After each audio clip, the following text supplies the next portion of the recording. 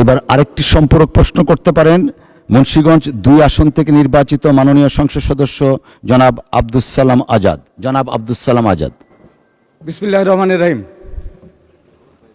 মাননীয় স্পিকার, এই বাংলাদেশ জাতীয়তাবাদী দলের 48 বছর আজকে অতিবাহিত হতে যাচ্ছে। আমি প্রায় সেই 48 বছর যাবতীয় দলটার সাথে সম্পৃক্ত এবং আছি। আমি এই দলের এই প্রথম একজন সংসদ সদস্য হিসাবে আমি এসেছি। আমি ধন্যবাদ জানাই, আমি শুকুর আলহামদুলিল্লাহ জানাই আমার আল্লাহকে।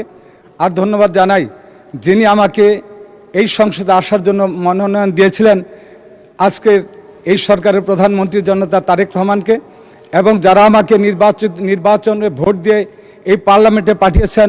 আমার নির্বাচনী এলাকা মুন্সিগঞ্জ 2, লৌহজং এবং টঙ্গিবাড়ির সর্বস্তরের ভোটারদের। আর দাঁড়িয়েছে আজকে একটা জনগুরুত্বপূর্ণ রাস্তা নিয়ে, যেটা হলো মাওয়া থেকে আমাদের মুন্সিগঞ্জ পর্যন্ত একটা রাস্তা আছে। এই রাস্তাটা 2 লেন করার জন্য আমি আমার মাননীয় মন্ত্রী, হয়তোবা এলজিআরডি মন্ত্রী হবে আর না হলে সড়ক মন্ত্রী হবেন, আমি মাননীয় সংসদ সদস্য, এই প্রশ্নটা ইরিলিভেন্ট। সম্পূরক প্রশ্ন করতে হয় আগের প্রশ্নের সাথে সমন্বয় করে, within the পারভিউ of that first question.